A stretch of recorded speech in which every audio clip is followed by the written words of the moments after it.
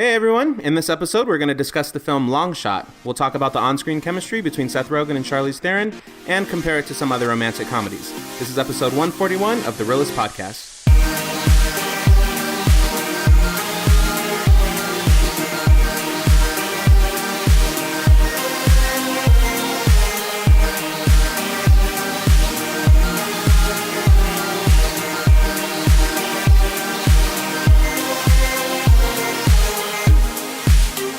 Hey everyone, welcome to our podcast. I'm Donnie. And I'm Oscar. And we have our producer Ruben here.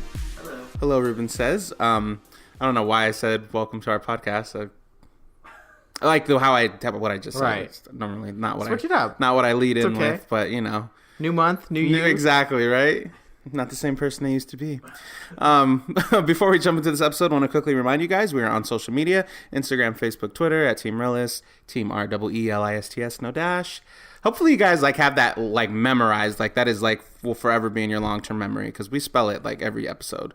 We've spelled it at least a minimum of 130 times. Because there's probably been 10 episodes where we're I'm gonna spell it for you. You should know it by now. Or you know. It's gonna be where they're gonna know how to say it and they're gonna know the phrase, but when it comes down to it on paper and be like it's gonna be kind of what happened.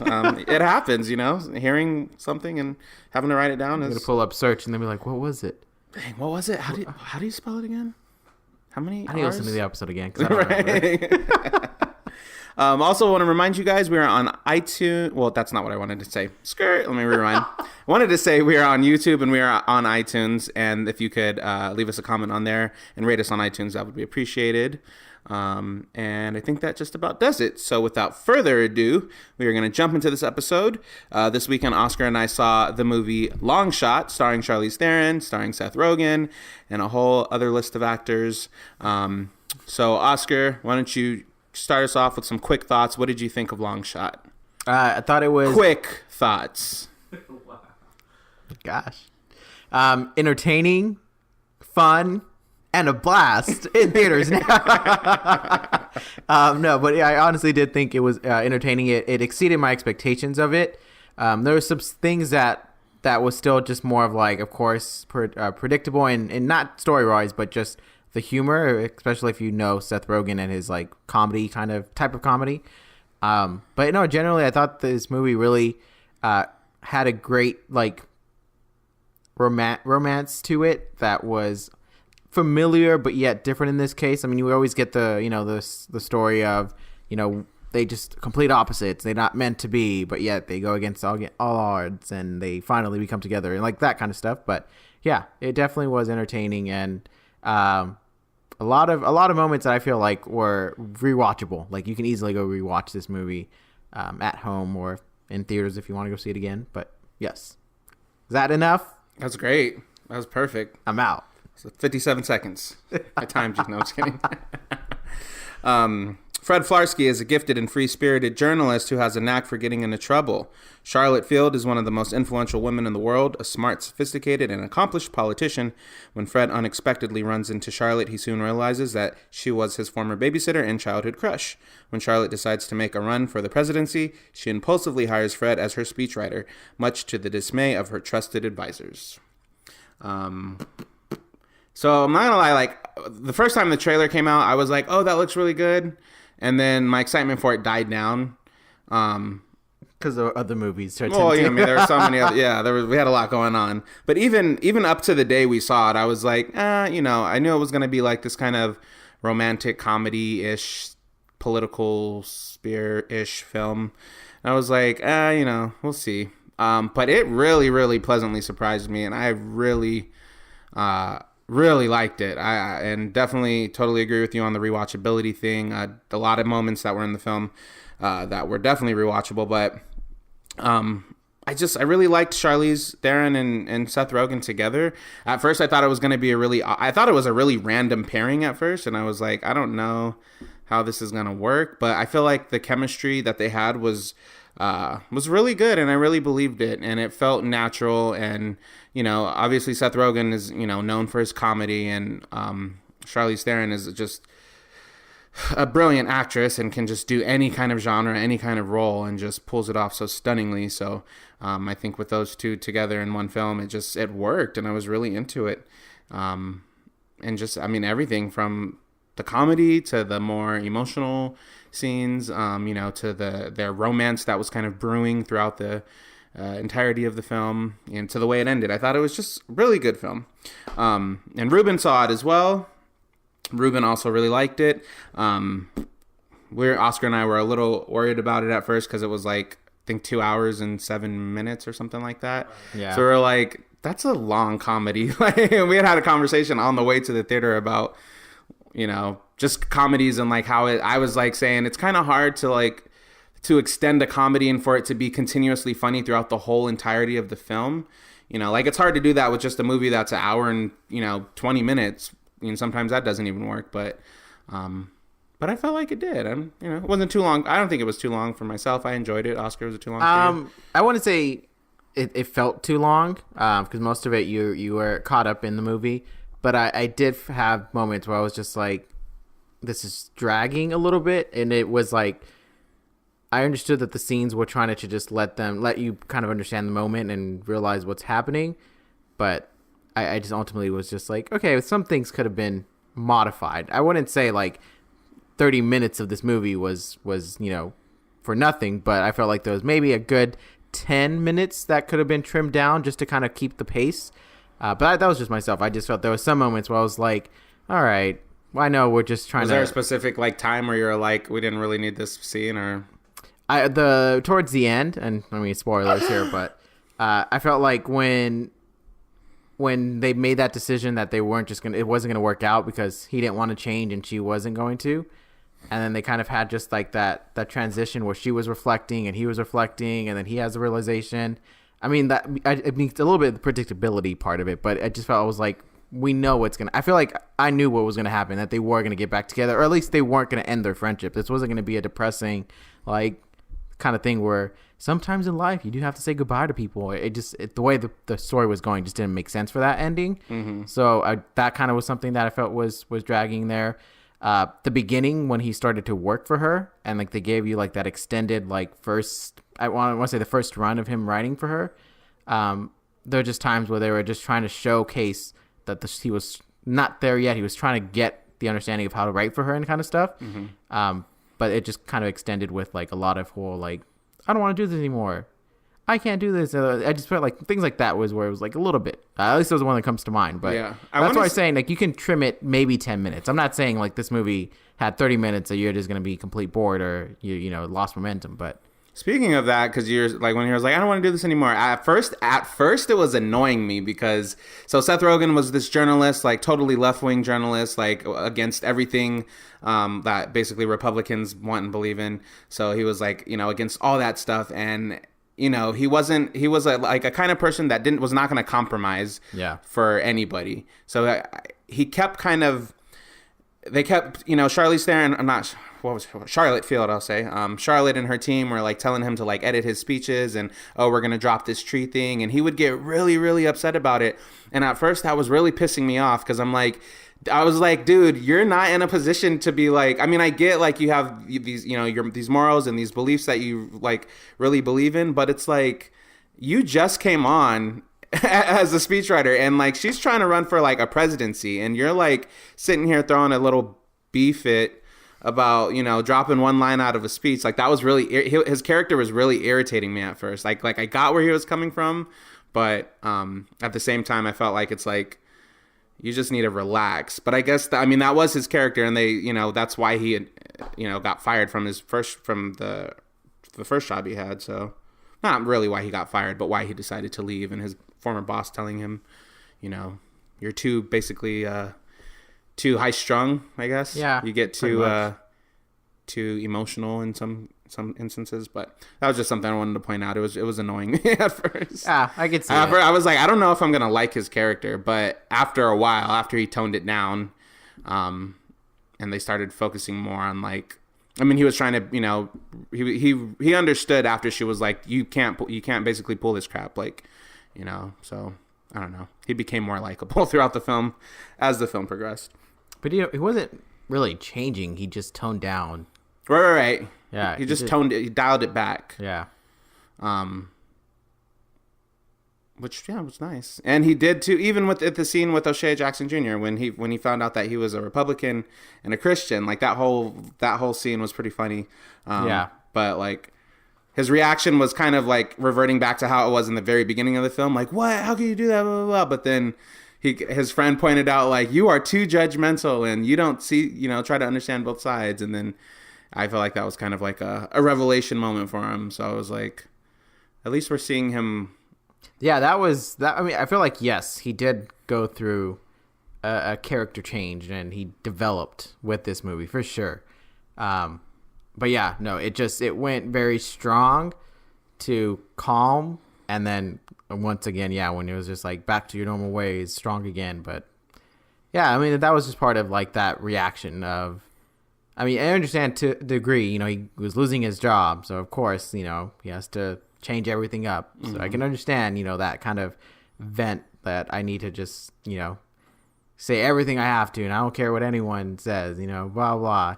But yeah, I mean, I think he did go through a good journey arc, and I think she did too. I think both of them saw it one way, and then at the end, both decided it wasn't about how it was kind of more of like, it's not what I need to be like. It's more of like how I want to be like, how I want to be in my own life and who I choose. And that's why that kind of like, she's out of his league wasn't like the biggest thing. Like they weren't really addressing that when there was like the relationship. Like when people were like, we know you guys are starting to have like a thing. It wasn't really, they try to be like, oh, this is what happened and try to pair it.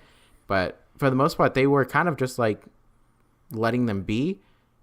But it was just more of like, in your job, this is what happens if, the public finds out. But that was quick. That was a quick shutdown. It wasn't like that's why I'm ending the relationship with you. It's because my perceived image will be tarnished. So, yeah, I think it was a nice arc for both of them. Yeah, they definitely had little journeys of, their careers, self-discovery, just kind of how they wanted to basically live their lives. And it was nice. And it was really touching. But yeah, this movie had obviously Seth Rogen, Charlize Theron did great. Also had a really good supporting cast. O'Shea Jackson Jr., who played his best friend in the film. Andy Serkis, who played this like really very unattractive politician guy, kind of like CEO of some kind of company, kind yeah, of jerky guy. June Diane Raphael, who played the assistant to Charlotte.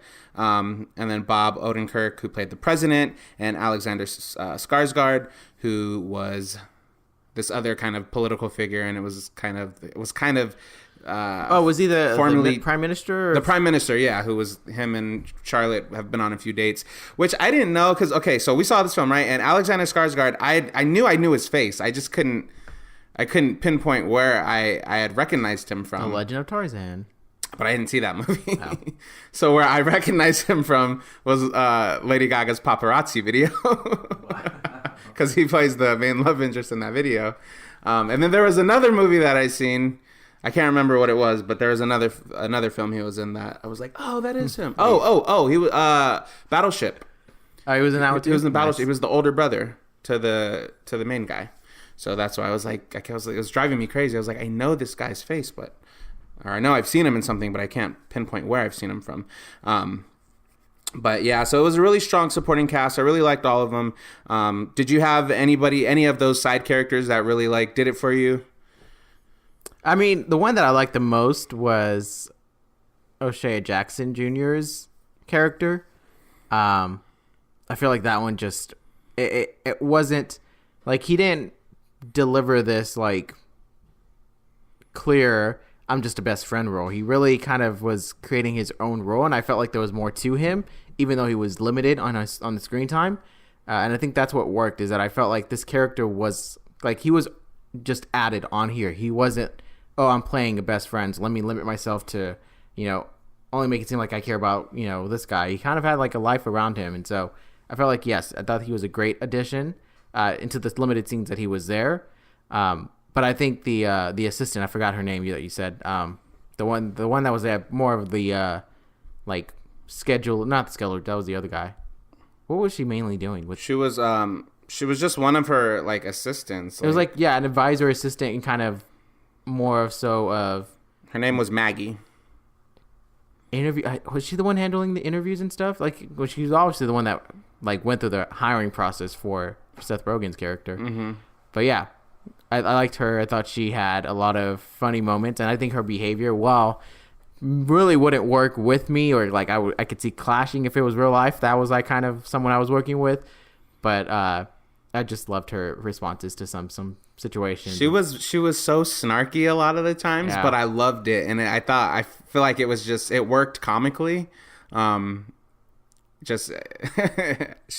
had a lot of good little like a lot of jabs towards Seth Rogen, which was pretty funny. I mean, the whole dressing him for that first kind of ball that they were at, that was like, that whole bit was funny, and she was like, you should have brought a suit, basically, and I was like, whoa. Yeah, but she like said like F you or something like that. But she had a reaction to something there that was, I thought I think we both laughed. I think it wasn't it at that moment? Because he was like, look what you dressed me in, and then she was like, F you should have brought a suit, or next time bring an effing suit or something like that. There was something else in addition to that though. I forgot what it was. It was the whole Jennifer Aniston comment. Oh. When they were like, not a lot of people have made the leap from TV to film. And she was like, Jennifer Aniston. And he was like, did she though? And then she got super offended. She was like, you don't think Jennifer Aniston's a movie star? Like, we were dying on when that part came on. I think of her as a movie star. Just for the record. Yeah, I'd have to say she was probably my favorite side character, because I felt like she was really, she really believed in Charlotte, and she really was like, I think I don't know what to call her, but I'm just going to say assistant, I guess, because she kind of was, but I know she was more than that, but she was a really good assistant to Charlotte, really believed in like what, and her becoming president, and it just kind of felt like she really believed like a win for you is a win for me kind of deal, so like I'm going to fully support you, but she was like, she wasn't so uptight. Like sometimes those kind of assistant roles can be so like by the book and so uptight and not funny, but she was like, she had a lot of funny moments too. And I feel like, and then like we saw her let loose a little bit, like when she was hooking up with the other guy, the Indian assistant. That joke didn't land for me. I was just like, are they trying to make something like a forced humor here? Like I understood that it was supposed to like catch her, also, because he's like, it was in that transition where they were starting to get more comfortable between the two, and then so you kind of had that revelation that's like, well, it's not the only ones here. Mm-hmm. Yeah, that one was like one of those few things that personal taste to me. It was just like, yeah. I saw it coming, like as soon as, because Seth Rogen was looking at the door. I knew, because he had just hooked up with her, so I was like, I know she's gonna walk out. And then when she did walk out, I was like, I know she's hooking up with that guy. And then like it was just a predictable. There was just no other signs that there were interest between each other. They both seemed professionally like work only. Mm-hmm. Like I didn't see anything that was just like, I can see how that led to that, but yeah, that's why it was one of those. It was like, okay, yeah, sure. Yeah, I really liked her though. I also, but like you said, O'Shea Jackson Jr. was really good, and I like that they gave him enough screen time to where it wasn't like, oh, we just know he's the best friend. Like we knew a little more about him. We got to see him in his work environment, how he runs his company, which I thought was really funny. Everyone's getting the day off. Yeah, that I'd be like, is this a paid off? Right. I'm like, do I still get my hours? Like my check can't be low this month. But, right. But it's salary, which I guess, sure. Yeah. Right. But I really liked him, and then obviously the whole, when he came out to Fred as being Republican and Christian, that was a nice scene. I feel like we got a little depth with him, not just like scratching the surface. Like this is just my quote unquote best friend. Like we just need a best friend for this role. The scenes he was in was only when it was transitioning to kind of passing it on to Seth Rogen with Charlize Theron, and then at the end when they split up. So like he was in that best friend screen time.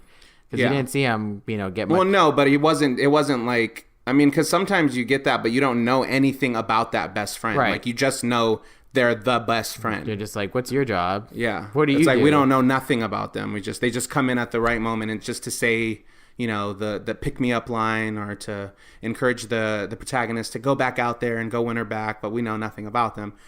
So I felt like this film, it did it, but it did it like better than how it's normally done in other romantic comedies, I'd say. I would say this movie was more romance than the comedy. I feel like the comedy wasn't the driving force of this movie. Really? I feel like it was pretty balanced. I think the romance is what kept the story interesting, more so than I'm waiting for the next big joke. Mm-hmm. And the jokes kind of become subtle in the middle. Like the beginning, yes, you have that joke. You have the forced comedy with him falling down the stairs. And then you have the obviously the dress, incorrect attire. So I feel like the comedy there, like the moments of comedy wasn't keeping you interested. Like it wasn't like I'm looking for the next moment to laugh at. I think it was the story, the development between the two of them with the romance was what really was keeping the interest in this story. And the comedy was just, that relief of like, again, it's what would help balance it. Not balance it, but would help support it. Yeah. But I felt like I think the romance is first and the comedy is second. I think that's how this movie worked. Mm-hmm.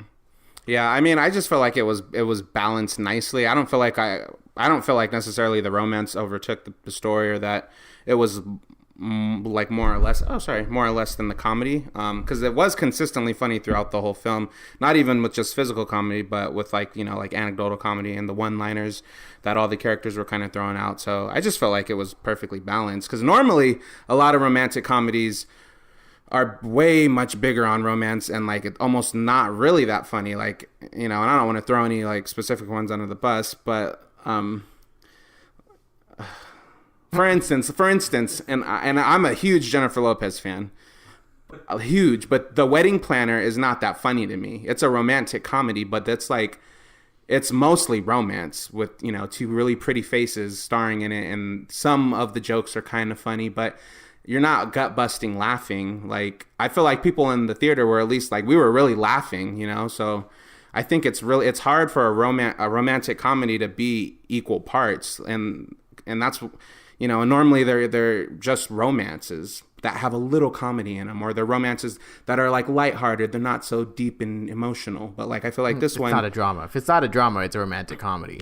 That's practically, there's no just like romance movie. That's drama. So yeah, romantic drama, yeah, pretty much.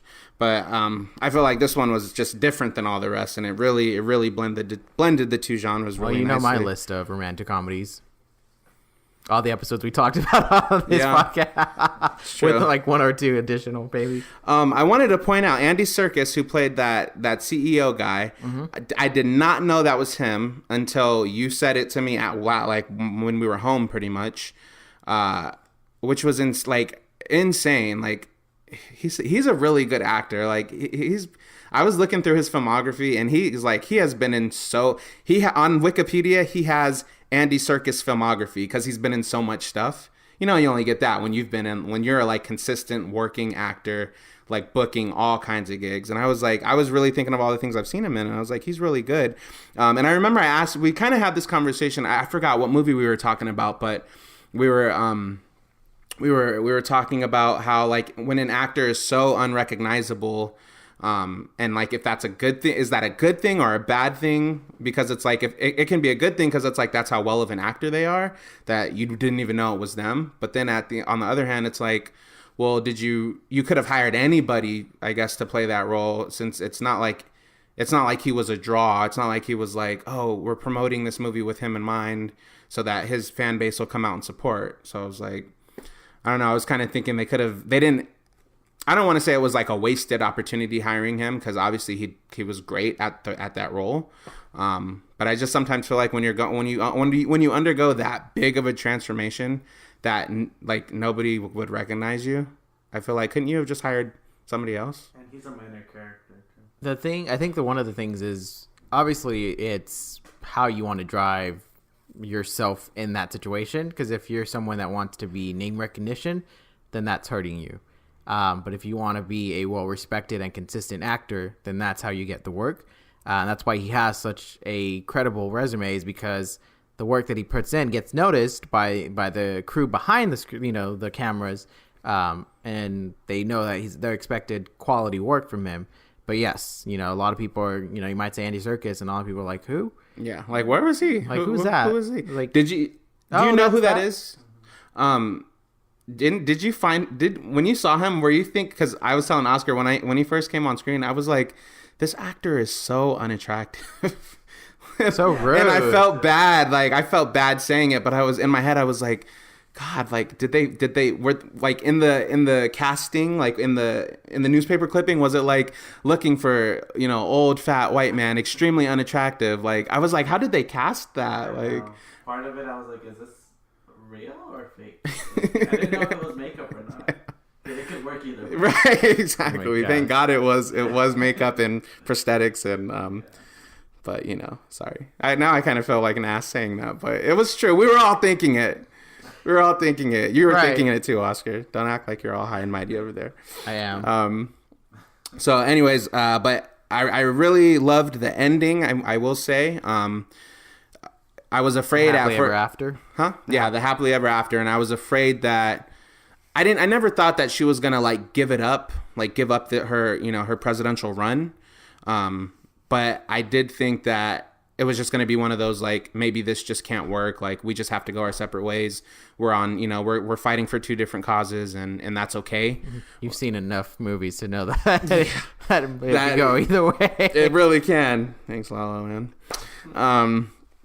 But I'm so glad that they ended up together, and that, I mean, I feel like it couldn't have been a more perfect ending. She became president, the first lady president, and they were together, and the whole bit of him being the first Mister, I really liked. It was pretty funny, and I love how it ended. I don't know. Were you satisfied with the ending, I guess is my question. Yeah, given that what this premise was, yes, it was satisfying to have that. I felt like it was one of those things where you take away this whole, like, we're not trying to make a statement. We're not trying to be, political and have some commentary about, like, women should be president.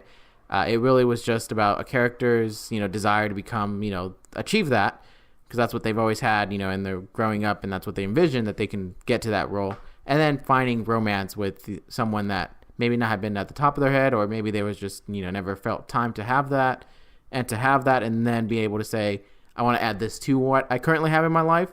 I thought it worked with that premise of, it wasn't I need to, if I want to be with him, I need to switch up my life, and maybe I was viewing my life wrong. It was more of, I want to make it work, but I want to have the best of both worlds. I want to have my cake and eat it too, kind of thing. And so, yeah, it works with that way. Once you see that it's not trying to make a statement of, like, a woman can't be president. So that's what this movie's about. Yeah. I agree. And I like that, and we were kind of talking about it before we started recording, but like how she didn't bend, or she didn't give up her dreams, or, pretty much change anything in her life to try to be with Fred, because in a lot of romantic comedies too, it's like the woman will be the one to, like, try to make the sacrifice, or, I mean, even, Wow. Like, even, I love this movie, but I'm not Limitless. That's the name of the soundtrack. Second act. Like, the whole thing about she didn't want to have kids, and it's like, the guy was like, well, then I can't be with you. And then at the end, it was like, he's like, well, are we gonna have kids then? And she was basically like, I love you, so yeah, we'll have kids. And I was just like, what? Like, come on. Like, that's a loss for women everywhere. Like, so, but I'm so glad. And there was another movie, I can't think of it. I'm thinking of, like, a scene, but I can't remember it. It's not a Jennifer Lopez movie though. But anyways, my point is, I'm glad that she didn't. It wasn't like she had to sacrifice her goals, her dreams, her stances to try to be with Fred. If anything, he was the one who was like, I'll take the humiliation of what I did, and I'll be there. I'll do the changing. I'll make the sacrifice to be with you. I'd way rather follow you around the world, and be there by your side. So that was nice, because, that normally doesn't happen. I was really happy about that. So I always ask you what, like, scene is your favorite, but since this is like a romantic comedy, I'll ask, what was the funniest scene for you in this film? Any kind of comedy, whatever. I think it was, and it's like part of it. I didn't like the setup to it, but I liked when she had that crisis situation at her job, and she had to go avert it and get that guy freed. Oh yeah. But she had just come off of like taking pills and using drugs, so I felt like that moment when she was like kind of reacting to like how to handle that situation, and everyone else is like, you got to take care of this. And then how she just was just like, I don't care. And she kind of like, she was very calm about it. And that's the thing. I think everyone else was just like freaking out. Like, you got to save this person. This person needs to be freed. He was captured. Mm-hmm. So I thought that whole sequence, for various reasons, but it's kind of just like, you knew with the setup that the other person, when they showed the other person, that it was going to be a little bit different than what reality would be in that sense. Like reality, you probably wouldn't get someone else that would be like, they would think that they're considered a joke and not being taken serious, or something to that capacity. But this one was more of like, this person was just like going along with what she was saying. Mm-hmm. But that entire sequence was probably the funniest, looking back at it. And also I thought the last joke of the movie with like, oh, I found out who killed Kennedy. It's just like, it was like a setup for like, they're going to deliver the twist and tell you, and then obviously credits come. Mm-hmm. And then she was like, don't do it. So she was like, I'm serious. Don't do it.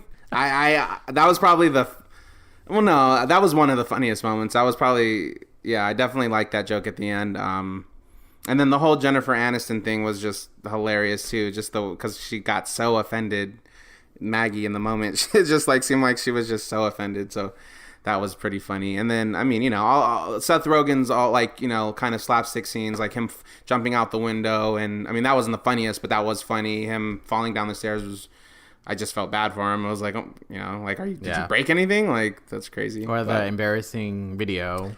Yeah. Those things to me, and that's just more like, they're just like more like shock value kind of like, but people do think they're hilarious. I really liked when he was going to meet Charlotte for the interview and he was taking out all the drugs out of his pocket. That was like really funny to me, because he kept saying, this is my prescription weed, these are my prescription pills, this is my prescription powder that I inhale through my nose. Like, he just kept putting prescription in front of everything, and it was like, I was like, damn, I know he's known for making these stoner comedies and there's always some drug content in it.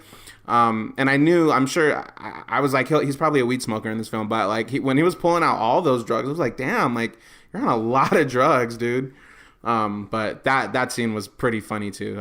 I'd say that was probably one of the funnier scenes for me. I did like the arc of his tattoo. Yeah. How it went from progression. Yeah. How it went from half of one symbol and then it became like a man. Like, man. And then became like the symbol for their initiative. Yeah. Yeah. All right, it's about that time. Final real scores. Oscar, Ruben. It's both of you guys, because Ruben saw it too. So, but Oscar, go first. Yes. So this one is going to be a 4.5. I think overall it's a solid hit. For myself, it delivers. It exceeded expectations. Like, there's a few things. I don't even say like because some jokes didn't land for me that it's a 4.5. I think it's just more of I saw that it was kind of like, we need to meet a requirement of some kind of physical comedy, or I felt like some things were in place more so because it's gonna get a laugh out loud for most people, and it does, but just for myself. But I wouldn't say because it's like bad jokes or anything like that. The pacing I thought worked well for the first 2/3 of it, and then that final act, they were I just felt they was just trying to give you a little stretch there of like getting that final happily ever after moment when they make that decision, when she goes on stage and says she's running for president, and yes, that's he's the video and blah blah blah, and then happily ever after. Mm-hmm. So I would say there's a lot more positives about this movie, and the fact that it works both ways, where you are intrigued and you're interested in what's going to happen with these two characters, because at first you're just like, they seem more like maybe they might work as friends, but you start to see like, oh, actually, no, I could see how they connect, right? It was that starting point of the whole, that they knew each other when they were young, but it became more than that. That was just like the way for them to start their relationship again when they were adults. But yeah, a lot of positives about this movie, and definitely a lot of rewatchability. And so yeah, it's a good pick me up. I think if you ever like are just in that where like, I want to see a happily ever after movie. Yeah, I think so. I'd agree.